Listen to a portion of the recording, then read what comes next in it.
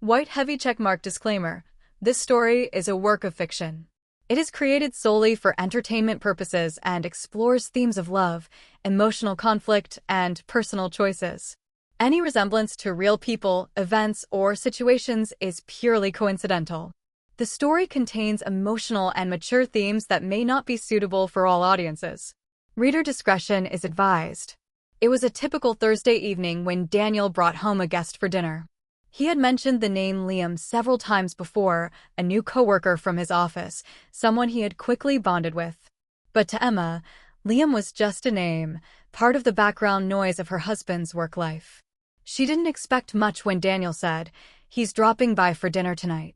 Emma had spent the whole day juggling work, laundry, and homework with their 7-year-old daughter, Sophie.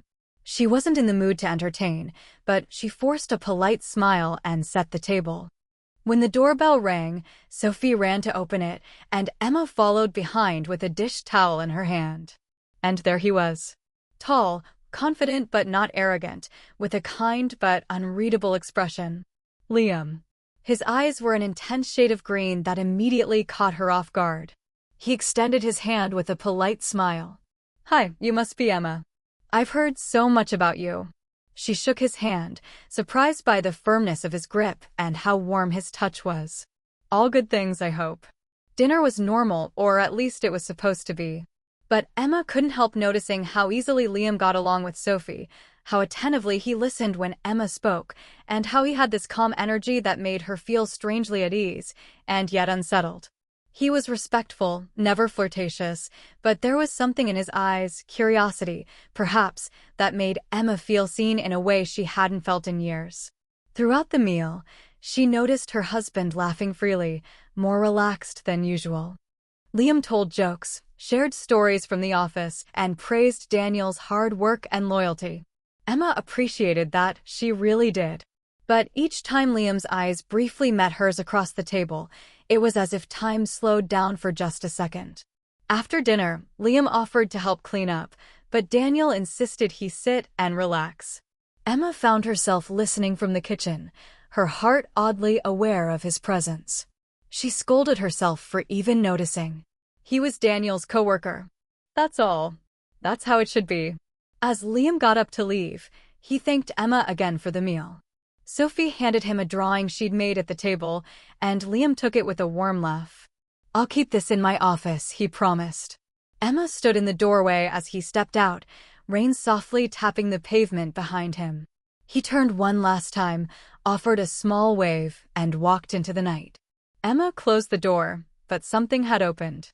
It was the beginning of something she couldn't name yet, but she felt it. The following week unfolded like every other: school drop-offs, grocery runs, work emails, and evening routines. Emma tried to forget the strange tension she had felt the night Liam visited. She convinced herself she was just tired that evening. Maybe she had imagined it. But fate, as always, had its own timing. It was a Thursday again. Daniel had flown out early in the morning for an out-of-town meeting, something urgent that came up at the last minute. Emma barely had time to process his rushed goodbye before her day began. By noon, her car broke down in the parking lot of a local grocery store. She tried to start it again and again, but nothing. Frustrated, she glanced at the time. Sophie would be out of school in 20 minutes. Panic surged. She called Daniel, who answered on the second ring. "My car won't start. I need to pick up Sophie, and I have no idea what to do." There was silence on the other end for a moment. "Emma, I'm sorry. I'm already in the meeting." "But wait, Liam's in town. He's working from home today. I'll call him and ask if he can help." Emma's heart thudded. "No, Dan, I don't want to bother him. It's fine, babe. He won't mind." 15 minutes later, Liam's sleek black car pulled up beside hers. Emma stepped out of her dead vehicle and tried to smile. "I feel terrible calling you for this," she said as she slid into the passenger seat. "No worries," he said warmly. "Happy to help." The ride to Sophie's school started in silence, just the soft hum of the engine and the occasional click of the turn signal. Then, Liam broke it. "You looked stressed the other night. Everything okay?" Emma blinked, surprised at how direct he was. "Oh, just the usual. Parenting, working, trying to keep everything from falling apart. Liam nodded, his eyes on the road. I get it. Life can be a lot. They talked more as they drove about childhood, music, favorite movies, things that didn't feel like small talk. Emma found herself laughing at Liam's dry sense of humor and thoughtful takes on life. His presence felt strangely comforting, like he understood things she didn't even say. When they reached the school, Sophie ran out excitedly and hopped into the back seat. Mr. Liam, she squealed. You remember my drawing? Liam smiled through the rearview mirror. It's on my desk. Emma felt something twist inside her, some combination of guilt, warmth, and confusion. On the way home, it started raining. Heavy drops fell like whispers on the windshield. Liam slowed the car, not rushing. The air inside the vehicle grew quieter, softer. Emma glanced at him, his steady hands on the wheel, his jaw tight in thought. For a moment, she forgot who he was supposed to be, and remembered only how he made her feel. When he dropped them off, he stepped out and opened the umbrella over her and Sophie, walking them to the porch. Thanks, she said, barely able to meet his eyes. Anytime, he replied, his voice low and warm. Emma watched him drive away, the taillights disappearing into the wet gray distance. Something had begun, and she could feel it now. The rain hadn't stopped all day. It poured like the sky was trying to wash something away, maybe secrets, maybe thoughts. Emma sat by the window later that evening, sipping lukewarm tea, watching the world blur behind sheets of water. But it wasn't the storm outside that unsettled her, it was the storm inside. She hadn't told Daniel about the conversation in the car with Liam. Not because there was anything wrong with it, but because it felt like something too delicate to explain. Too personal. And that alone made her feel guilty. 2 days later, Emma had to return a forgotten project folder to Daniel's office. Her car was still in the shop, so she asked for a ride from one of Daniel's colleagues, anyone who could help. Of course, it was Liam who offered. The ride started quietly again. It was late afternoon, and the sky hung heavy with clouds. The silence wasn't awkward, it was calm, familiar. Emma stared out the window, her mind racing. Do you ever feel like you're living someone else's life? Liam asked out of nowhere, his voice low but sincere. She turned to him, surprised. What do you mean? He shrugged. Like, you followed all the steps, made all the right choices. Marriage, career, house. But somehow, you still feel disconnected. Like you're watching it all instead of living it. Emma was quiet for a moment. Then she whispered, every day. Their eyes met for a brief second, and in that second, everything changed. The car slowed as the rain thickened. Visibility dropped. Liam pulled over under a bridge for safety. They sat in the stillness, the car cocooned in quiet except for the soft rhythm of raindrops on the roof. I'm sorry, Emma said finally. I shouldn't say things like that. I'm married. I have a family. You didn't say anything wrong, Liam said gently. You just told the truth. Emma bit her lip, struggling to hold back emotions that had been suppressed for too long. I don't know what's wrong with me, she admitted. I should be happy. Daniel's a good man. He loves me. We have a life. But I feel invisible sometimes. Liam didn't move closer. He didn't reach for her hand. But his presence wrapped around her like a blanket of understanding. You're not invisible, he said softly. I see you, Emma. Her heart cracked open at those 4 words. They sat there, not touching, not moving. But the emotional intimacy in that moment was louder than any physical act. A silence so full it could break glass. The storm began to ease, and Liam started the car again. They didn't say much the rest of the way. But both of them knew that ride had changed everything. By the time Emma walked into Daniel's office and handed him the forgotten folder, her hands were trembling. Not from the rain, but from what she now knew could no longer be ignored. Emma couldn't sleep that night. She lay in bed beside Daniel, listening to his soft, rhythmic breathing. His arm draped lazily over her waist, unaware of the inner war unraveling just inches away. His touch used to bring her peace. Now, it stirred confusion. Her mind kept replaying Liam's words, "You're not invisible. I see you." They weren't just words. They were a reflection of something buried deep inside her. A need. A truth. A wound she hadn't acknowledged in years. The next few days were blurry. Emma moved through her routine like she was on autopilot, packing Sophie's lunch, replying to emails, making dinner. She smiled at Daniel's jokes, kissed him goodnight, and pretended everything was fine. But inside, guilt was slowly growing like a creeping vine, tightening around her heart. She wasn't having an affair. At least, not in the physical sense. But the emotional weight between her and Liam had become undeniable. The truth was, she looked forward to running into him now. She thought about what he might be doing during the day, whether he was thinking of her too. Every message from Daniel mentioning his name made her pulse quicken. One evening, while sorting laundry, Daniel walked into the room and leaned on the doorframe, watching her with a smile. "You've been quiet lately," he said casually. "Everything okay?" Emma turned, forcing a grin. "Just tired." "There's been a lot going on." Daniel nodded and stepped in, placing a kiss on her cheek. "I appreciate everything you do for us. You're amazing, you know that." Her throat tightened. She wanted to cry. She wanted to scream. She wanted to confess that she didn't feel amazing, she felt like a stranger to herself. But instead, she nodded, lips trembling. "Thank you." That night, Daniel brought home takeout and suggested they watch one of their favorite old movies. They curled up on the couch like they used to in the early days. But even in that comfort, Emma felt the divide. Not because she didn't love Daniel, part of her still did. But it was a love rooted in routine and obligation.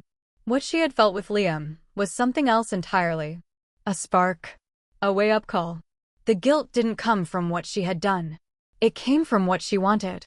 She hated herself for it. She hated that a part of her longed for more, for something different, for someone who wasn't her husband. But she also couldn't deny how alive she had felt during that ride, how seen she had been in a way Daniel hadn't managed in years. As the night wore on and Daniel fell asleep beside her again, Emma stared at the ceiling, fighting tears. She was caught in a silent war between loyalty and longing. And no matter which side she chose, someone would end up broken. Emma sat across from her best friend, Rachel, in a sunlit corner of their favorite cafe. The air smelled of roasted coffee beans and cinnamon pastries, but nothing could soothe the storm swirling inside her. She stirred her cappuccino aimlessly, her fingers trembling slightly around the cup. Rachel, always perceptive, watched her quietly for a moment before breaking the silence. "You look like you haven't slept in days," she said gently. "Talk to me." Emma hesitated. She had rehearsed this conversation 100 times in her head, always ending in guilt, in fear and shame. But now, with Rachel's warm eyes waiting patiently across the table, she could no longer hold it in. "There's something happening," Emma said finally. Her voice was quiet but heavy. "And I don't know what to do about it." Rachel leaned in. "With Daniel." Emma shook her head, then nodded. "Kind of. It's about someone else. Someone Daniel works with." Rachel blinked, her eyes widening just slightly. "Liam?" Emma looked up, startled. "You know?" Rachel gave a slow nod. "Daniel's mentioned him. Said he's a good guy. Quiet. Always polite. But you," she paused, "your face just confirmed it." Emma covered her face with both hands. "I haven't done anything, Rachel. I haven't crossed any physical line. But, emotionally, I think I already have." Rachel reached across the table and squeezed her hand. "I'm not here to judge you. I just want to understand. What is it about him?" Emma took a deep breath. "He sees me. He listens. Not just with polite nods, but really listens. When I talk to him, I don't feel like a wife or a mom or someone's to-do list. I feel like me. Like I matter." Rachel nodded, her expression softening. That feeling is powerful, especially when you've been buried in routines for so long. Tears brimmed in Emma's eyes. "I love Daniel. I do. He's never hurt me. He's a good man. But we've become roommates. Partners in logistics. Not lovers. Not even best friends anymore." Liam awakened something I thought I had lost forever. Rachel was quiet for a moment, then spoke carefully. "Emma, emotional affairs can be even more dangerous than physical ones. Because they creep in slowly. They confuse your heart. and they can destroy everything without a single touch. Emma swallowed hard. I don't want to lose my family, but I also can't pretend like I didn't feel what I felt. And what's worse, I don't know how to shut it off. Rachel gave her a long look. Then maybe the question isn't what to do about Liam. Maybe it's what you're missing in your marriage and whether it's something you can get back. Or whether it's already gone. Emma looked down at her untouched coffee, her heart aching. She had hoped for clarity in this conversation. But all she had now was the unbearable weight of the truth. The days passed with the silence between Emma and Daniel growing louder than any words could fill. He wasn't oblivious. He noticed her drifting away, the empty smiles, the absent stares during dinner, the way she avoided eye contact when he asked about her day.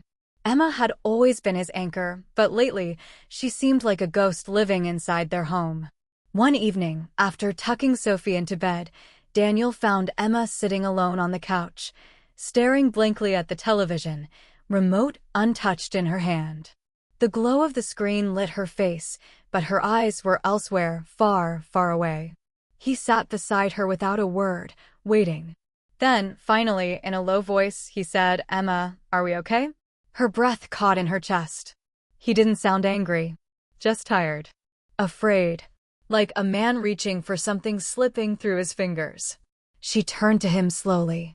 "Why do you ask that?" Daniel sighed, leaning forward, elbows resting on his knees. "Because you haven't really been here. Not with me. Not for a while now. And I keep telling myself it's just stress or that we're both busy, but I know it's more than that." Emma felt tears sting her eyes. She had been building up to this conversation for weeks, yet now that it was here, she felt unprepared. Naked. Vulnerable. "I don't know what's wrong with me," she whispered. "Is there someone else?" The question hung in the air like a blade. Emma didn't answer immediately. She couldn't. Her silence said enough. Daniel nodded slowly. "Did you cheat on me?" "No," she said quickly. "Not physically. I swear. But emotionally." She looked away. "I think I did." Daniel closed his eyes. His face didn't contort in anger, but in quiet devastation. "With who?" he asked, though part of him already knew. "Liam." The name fell from her lips like a confession in a church. Daniel stood, running his hands over his face. "My coworker," he muttered. "Jesus." Emma stood too, reaching for him. "I didn't mean for it to happen. I never wanted this. I never went looking for it. But it happened," he said, stepping back. "Did you ever think about what this would do to me? To us? To Sophie?" Emma's voice cracked. "I think about it every second. I feel like I'm drowning in guilt. But I also, Daniel, I feel so lost. I don't even know who I am anymore." He looked at her then, really looked at her, and beneath the pain in his eyes was something else, heartbreak. "Is it too late for us?" he asked quietly. Emma didn't answer. That night, after he went to bed, Emma walked the streets in the cool night air. Her feet led her somewhere familiar, Liam's apartment. She stood outside the building, heart racing, eyes staring up at the windows. One more step, and everything would change. One more decision, and there'd be no going back. Emma stood beneath the street lamp, eyes fixed on the window she believed was Liam's. The night was quiet, the city gently pulsing around her, but in her chest a storm roared. The longer she stood there, the more her heart pounded. She wasn't sure what she was hoping for, a sign, a reason to walk away, or the courage to go forward. Her fingers hovered over her phone. She could text him. She could say she was outside. She could see where it led. But then she remembered Daniel's voice just hours earlier. "Is it too late for us?" She pressed the phone to her chest, closed her eyes, and let out a trembling breath. Moments later, she turned around and started walking. Not toward Liam, but away from temptation, from escape, from something that could have become a permanent wound in her family story. The next morning, Emma sat at the kitchen table long before Daniel or Sophie woke up. She stared at the early morning light creeping through the blinds, letting it warm her face. Her decision didn't make everything easier. It didn't erase the feelings or heal the hurt overnight, but it was a choice. A beginning. When Daniel entered the kitchen, his eyes met hers. There was tension, but also a flicker of curiosity. Emma gestured to the chair across from her. "I need to talk," she said softly. He sat down, guarded but open. "I stood outside Liam's apartment last night," she confessed. His face flinched, sharp pain crossing his eyes, but he didn't speak. "I didn't go in," she added quickly. "I couldn't. Not because I didn't want to, but because I realized I don't want him. I want to feel alive again. I want to feel seen and heard. And that's what I lost somewhere between being your wife and Sophie's mom. I forgot who I was. And Liam just reminded me." Daniel stared down at the table, voice low. "So, what does that mean for us?"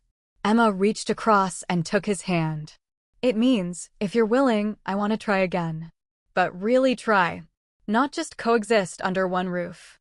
I want us to find each other again, not for Sophie's sake. For ours." His eyes filled with tears. "I thought I had already lost you." "You hadn't," she whispered. "But I was slipping." He nodded slowly, then brought her hand to his lips, pressing a kiss to it.